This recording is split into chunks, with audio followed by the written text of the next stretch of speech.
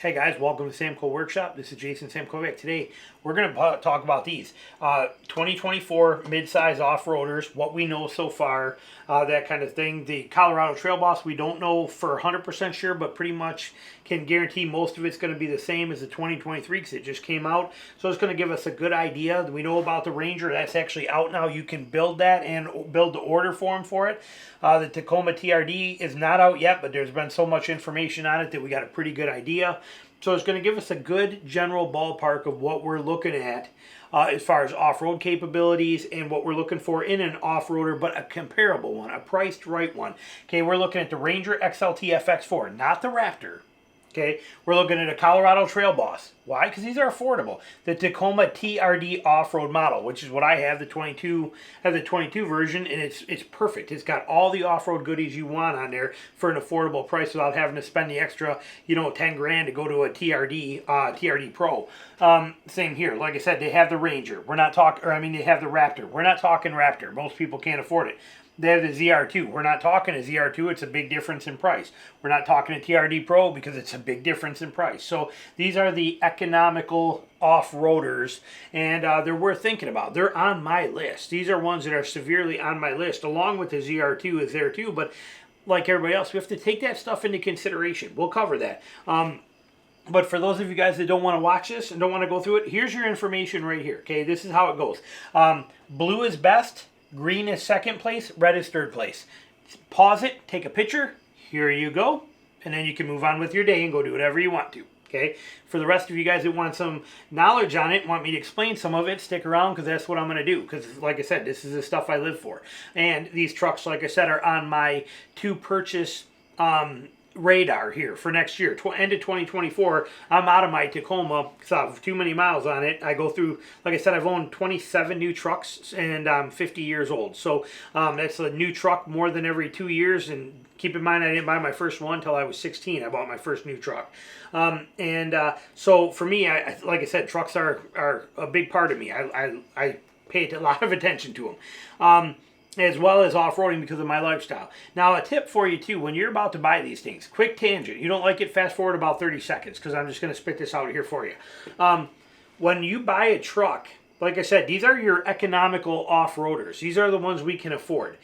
The reason I'm looking at these, even though I could very easily afford and pay cash for ZR2, a Ranger Raptor, a TRD off-road or a TRD Pro, easily do that without a problem. But we don't want to. Okay, you have to weigh the concern and the value and what's there. Not to mention, I always follow a rule, and this rule is probably pretty good for a lot of you guys too. Let's say, for example, the difference between this and the ZR2, let's just say it was $7,000. Okay, so if I wanted to go from this to the ZR2, that's $7,000 more. This is in my budget. These are all in my budget for me to get out of my Tacoma and then transfer into something else. These are in my budget. But $7 grand more over this, which has most of what I need for the ZR2. In order for me to justify that, let's just say it's an extra let's say it's $200 a month for a 5-year loan. Okay, I'd pay cash, but point being is let's just say if it was $200 a month on there, I have to find a way to double that income extra. What I mean by that is for me to justify buying something that is a want over a need. This is a need. I need a truck, and these can do what I want, or what I need them to do. But for me to go up to a ZR2, which is a want, I have to justify that by a double increase of that amount per month for my income. So that means I have to find a way to double that. So if it's $200 a month, I need to find a way in my income, whether I work more overtime, I pick up a new business, whatever the case is, I need to find a way to get an extra $400 a month. Even though I only need $200 to cover the cost of that, the fact that it's for a 5-year loan, I need to make sure that if something happens 2.5 years from now, I got that fallback. Plus, I live my life where I do not want my outgoing money to ever be here. I want my incoming money here, my outgoing down here. So I have more coming in every month than I do going out. That's, 70-30 rules, kind of standard part of living. Live on 30%, save 70%, or live on 70%, save 30%, so that your income is always going up. Your savings is always going up. And I live my life that way. So for me to justify a ZR2, or when I bought my camper, anything that we buy as a toy, I have to justify finding a way to make double the income amount needed to cover that payment. If the camper cost me $220, I had to find a way to make an extra $500 a month. When we bought this house down here, before we moved down here, we bought it as a winter house. Mortgage was $600 a month. I had to find a way to make an extra $1,200 a month. That's why I started the pressure washing business. Okay, it's what did it for me. It's what covered that expense. And now we moved down here and things, so it's different. But point being, something to think about. 70-30 rule, good way to live. When it comes to buying this stuff, needs matter, and I have to have a need. And this fits all my needs. These do. But if I want to justify a jump to a want, I have to find a way to double the cost of what that is so that I never worry about it. Something to think about. And sorry for a little tangent there. Now, here they are. 2024's 2024 Ranger XLT FX4. We know it's there. 2024 Colorado Trail Boss will probably be similar, almost same thing, I'm imagining, because it just came out. And we know the 2024 Tacoma TRD Off-Road. We don't know a ton about the specs on that one yet, because everybody's talking about the Pro and the Trail Hunter and all this, and yet they're even the ones that don't even come out until like a year later.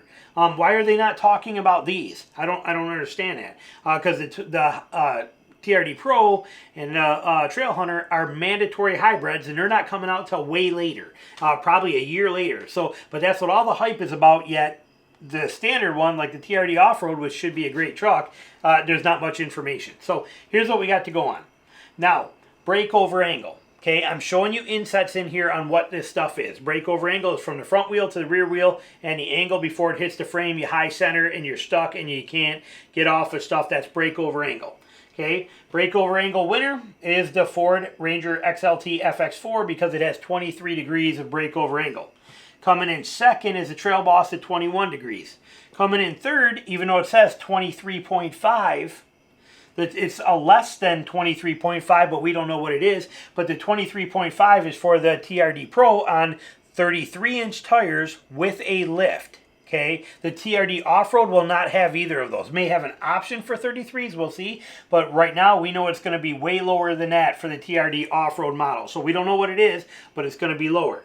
Approach angle. Okay, winner here, 30.5 for the Colorado Trail Boss. Right on its neck, we got the, or considering last place, but still right on its neck, we'll cover this, is the Ranger at 30.2. So these two are almost tied. The TRD Pro, again, with 33-inch tires and a big lift from the factory, is calling for 33.8. That number on the TRD Off-Road will be less than that. We don't know how much. Might be 31, might be 30. We don't know where that's going to be at, but that's why I have it as number one spot. Coming in at the number one place. It's up there, but we don't know exactly. It might be better than all of these, or it might end up right at the same thing. We don't know until we know more about this model. The departure angle. Ranger has it at 25.8. They win, hands down. Colorado comes in at 22.4, a lot less. That's your, in your approach angle, is the front of the vehicle, how steep an obstacle can be before you hit, from your tires to there. I'm showing you insets, but that's your approach angle. Departure is on the back side, okay, on the back of the truck. What's that angle that you can depart from the tires to the rear bumper, basically, without hanging up on the back end? Because if you're hanging up on the back end, coming down a hill, and your back end hangs up on a hitch, you can't get your tires down to give you traction. So it can be a problem. And you're scraping the whole way down. So that departure angle there matters. Ranger wins, okay, at 25.8. Second place is the Colorado Trail Boss at 22.4.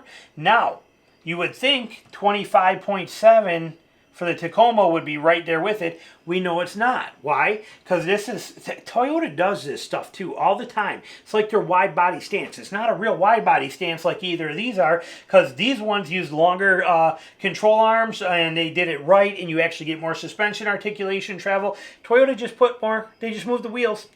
Offset, more rim offset, all they did to get their wide stance, and they don't tell you that, but that's all they did. Well, here, the Tacoma, we don't know what the TRD Off-Road is, but the TRD Pro, again, 33-inch tires and a lift, has a departure angle of 25.7. Here's a caveat: no hitch. That's with no hitch, and they say it right on there: 25.7, no hitch. So without a hitch, which I'm going to show you a picture of how big the actual hitch is on that new Tacoma so you can see it, we know that this is going to be way less than, and it's probably going to be worse than a Trail Boss. It's probably going to be all the way in dead last place. Like I said, I don't like when companies do this kind of stuff. Speaking of that, Ford did something similar too. Their ground clearance, okay? The winner, 9.5 for the Colorado. Sort of. But yes, technically it does, but it also has 32-inch tires. We'll cover that. But 9.5 on this one, okay? They came out and said 10.4 originally when they came out with this truck with the new Ranger, but then they changed it literally like about a month ago. 3 weeks ago, they changed it to 9.3. So it was 10.4, which a lot of us were kind of like, how does it do that? How do you do that with a 31-inch tire? How are you getting 10.4? And it didn't make a lot of sense. Well, then they corrected it and made it 9.3. So now it comes in second place.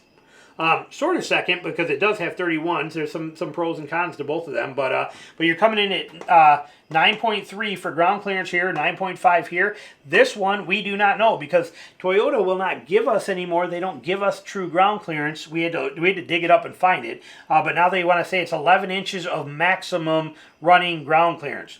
Well, Ford calls it 9.3 of minimum running ground clearance. All this stuff is stupid. Can't they just say what the ground clearance is? Why do they got to confuse us with stupid numbers and try and, unsprung weight versus... Just tell us what the lowest part is we're going to start snagging on, other than the shocks, because they're usually right by the wheels. But what else do we got here that's going to be a problem? I mean, why do they got to get so complicated and stupid? But anyway, we know the ground clearance basically is 9.3 for the Ranger, 9.5 for the Trail Boss. They are calling a 9.5-inch ground clearance for the TRD Pro. Again, 33-inch tires, lift. The lift doesn't matter much, but 33-inch tires. If this comes on 31s or 32s, this 9.5 is going to drop down. We're going to be probably about 9, I'm guessing, maybe a little bit less. So we're going to be right in that neighborhood, but you're going to be way under what this is because we know that the TRD Pro on 33s is at 9.5, and we are already right there, so we know it's going to be less for the TRD off-road. And it's kind of a shame because even like your TRD Pro is at 9.5. ZR2 is like almost, it's like 10.5 or 10.7. You're almost 11 inches. You're like 10.7 for the Raptor. They're way back there on their high-end ones. Tire size. Now when it comes to tire size, stock is a 31-inch tire on here with the option to definitely go to a 32. And I hear you can easily, also on the 2024, you should be able to do 33s without major recorrection. So you should be able to get to a 33 here without a problem. So if we put 33 here that we know we can do a 33 on the Trail Boss. Okay, might even be able to go bigger because the Bison's coming out with a little bigger lift, but it's coming out with 35, so we might be able to do a 34 here. And we know we can probably do 33s here, even if we need a small lift type thing, but we know the body will handle it because the TRD Pro is. So we have the option, basically, I would assume, in a nutshell, to put a 33-inch tire all the way across here, okay, across the board. If we go from a 31 to a 33, that's 2 inches. We cut that in half because only half is up below the axle, so that gives us 1 inch. This makes this 10.3 inches of ground clearance if we go to a 33. Going to a 33 here, we only gain 1 inch, which means we gain a ½ inch, so we go to a 10. Okay, straight up 10. This one, let's just say it's at 9. Okay, let's say it ends up at 9. On a 31, we go to a 33. We end up with... that probably wouldn't work. It's probably not going to even be that high because of the fact that you'll crash out there. So if we were at a 31 and they were at 8, you're probably going to still end up at 9 because this is probably, realistically, I'm probably wrong here. This is probably going to be something like 8.5 with a 31. And if we go up 2 inches, that'll put it at 9 point, I'm left-handed, sorry, this is weird, but it's going to be about 9.5 with a 33-inch tire, which matches what we're getting there. So basically, in a nutshell, we go to a 31, 8.5 inches stock versus 9.5 and 9.3. You're going to be at 8.5 there. Interesting, just figured that out. Now, as far as the locker goes, you have, on a Ford Ranger, if you get the FX4 package, you do gain the electronic rear locker. Now you can get just a rear locker too, but you want the FX4 package because it gives you the auto LS or electronic LSD too. I'll explain that. But with the FX4, yes, you get an electronic rear locker. With the Toyota Tacoma, yes, you get an electronic rear locker. However, it doesn't work very well. Plain and simple. I have it on mine, and it's there. And when you can get it to engage, it works perfect. But you cannot with the Ford. You can drive into a hole and get stuck, and then realize you're stuck. While you're in the hole stuck, put it in 4-low and engage your rear locker, and then get out of the hole. With Chevy, you can be stuck there. You have an auto rear locker anyway to help you get unstuck. And put it in 4-low while you're in there with no problem. With the Tacoma, oh, did I just screw that up? Sorry.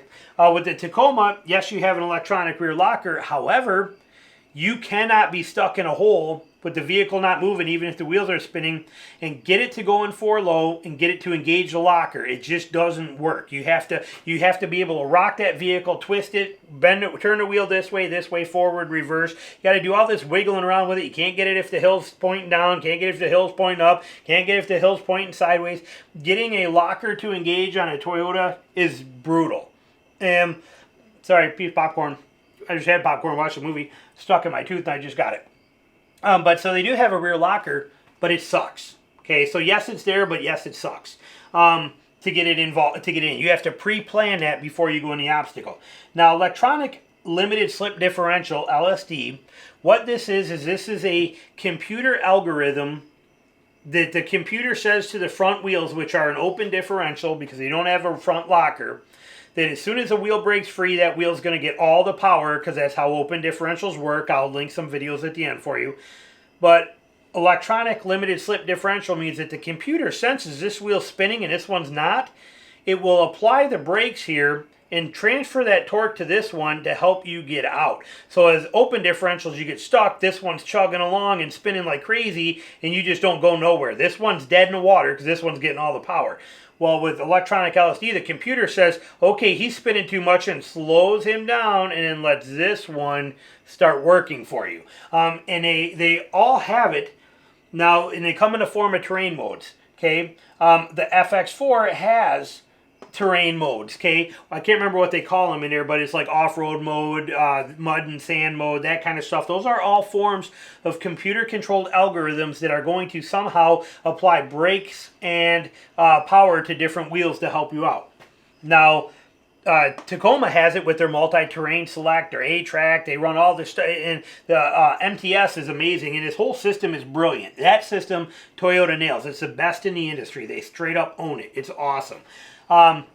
Colorado Trail Boss, it does, but it's kind of vague. The reason I say that is this year they introduced off-road mode and terrain mode to the Colorado.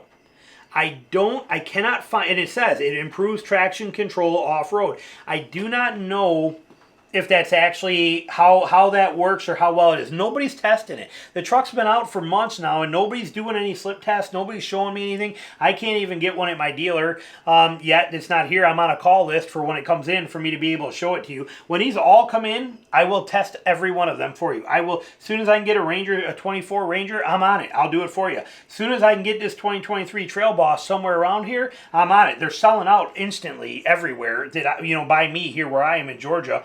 So I can't even get my hands on one to test, and same with the Tacoma, I will when it's out. So as soon as I can test them, I will.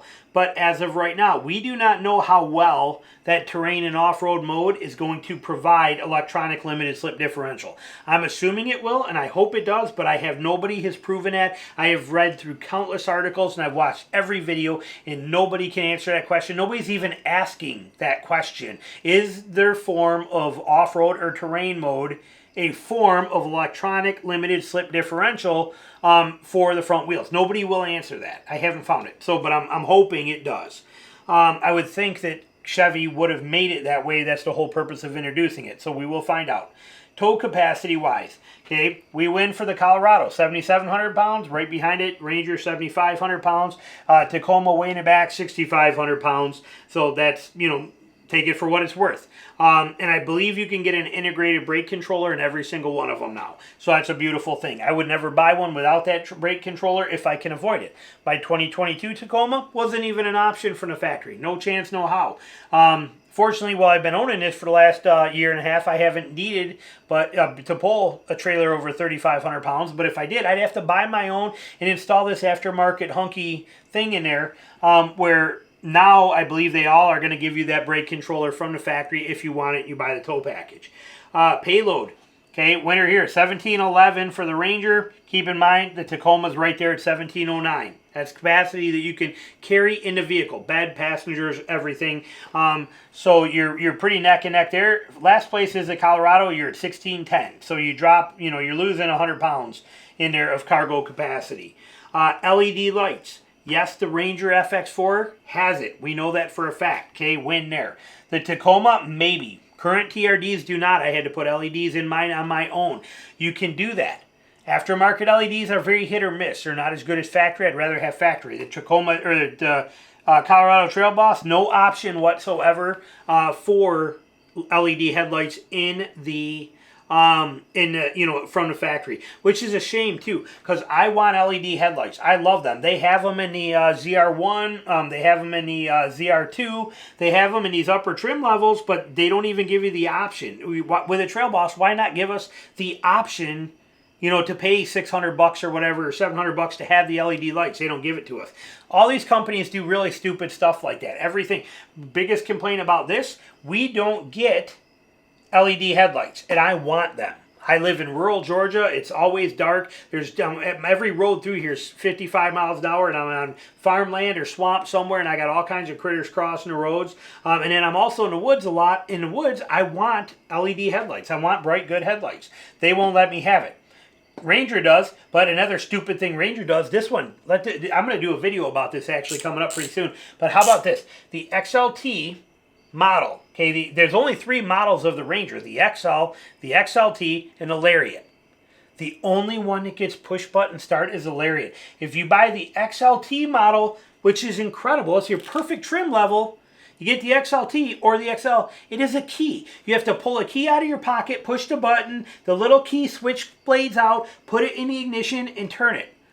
This is 2024. Okay, for 3 years, nobody's had to use a key for anything. I don't have a key for anything. None of my vehicles take it. I will never in my life, I promise you, ever have a key for a vehicle again.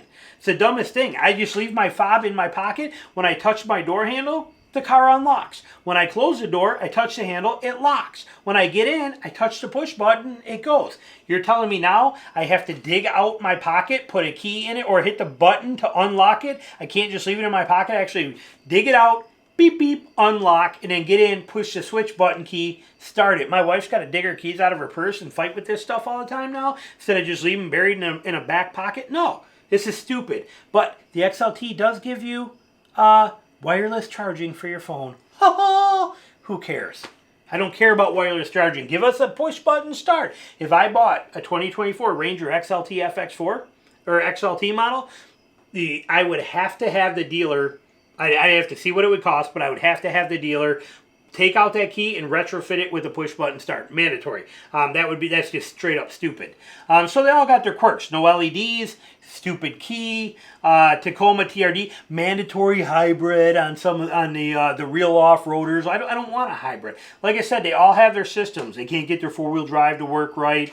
So everyone got their issues. So understand that. But you have to see which issues are a big factor for me or for you. This key one here way overpowers the LED lights here, because I can put LED lights in to this Colorado and make it the same function. Okay, even if I got to replace them a couple times over the years, but I can do that and very easily. The no key thing here sucks. That's a big problem here. Hopefully they change that. And then here, like I said, the four-wheel drive system, there's a lot of things here that bug me that just rule this one. I'm not going to lie, sorry, this one's just, for me, it's just gone. It's ruled out. They went backwards with it. I'm not a fan. But let's continue on. So LEDs, maybe they'll have them. I don't know for Toyota, but they definitely do for Ford. They definitely do not for Chevy. Prices, okay? The price on here, the Ford XLT FX4, $43,000. The Colorado Trail Boss, $41,000. That's pretty good. That's $2,000 difference. That buys a lot of LED LED headlights for me if I want them. It's very interesting. The TRD, we don't know. The TRD Off-Road, we do not know price yet, but I promise you it will be more than either of these. And we also have on this here, we can get rebates. Here we can get rebates. These you never get rebates, so I promise you that the price difference is going to be pretty significant. I'm figuring probably 43 to 45 in this general truck here, especially for this first year. So like I said, it's kind of, that's going to be a lot more. So you got to kind of weigh that stuff. MPGs, they're all going to be crap. Okay, really they are. Yeah, you might be able to buy the standard Ranger without the aggressive tires, your all-terrains and the FX4 package. The standard Ranger, you might get like 23 or 24, but when you have it set up this way, with the FX4, you lose the air dams, that kind of stuff that are on there automatically. You're going to be probably closer to the 18, 19 range. Here you're about the 18, 19 range. Here you're probably going to be about the 18, 19 range, especially when you pull that air dam that's like this big, stupid huge off of the TRD off-road model. You're going to be, so they're crap all the way across. They're about the same. So that kind of gives you a breakdown of how this is. Like I said, I've shown you a lot of little inserts in here and some pictures, but it lets you pick and choose which one is probably going to be the best for you. For me, it is kind of between this one here and this one here. This one for me is just out. Okay, it's just out. And again, I'm a Toyota guy right now. I have 4 Toyotas that I own. I have my 2023 4Runner. I have my 2022 TRD Tacoma. I have my daughter's 2021 RAV4. And we just helped my parents buy their 2023 Sienna minivan that they have as well too. They're retired, fixed incomes, that kind of stuff. But technically in my name, I own 4 Toyotas right now. And yet, it's the first one that falls off the list when everybody else is raving about how amazing their vehicle is. For me, it's gone. It's out. It's not even here. So things to consider. Maybe that's exactly what you want. Maybe this isn't. For me, it's between these two. But if they don't get this key fixed, that one's gone completely. And that leads me right to this one. So right now it's a tie. But if they don't get rid of that and fix that, because I'm not going to a Lariat. I'm not going to take this 43. Right now we're at 43 here, right? 43. I'm not going to go to 46 for this just to get a push button start. If I got to go to 46, I'm immediately going here to the ZR2 for 48. And I'm driving a King. Okay? So, like I said, everything is a trade-off.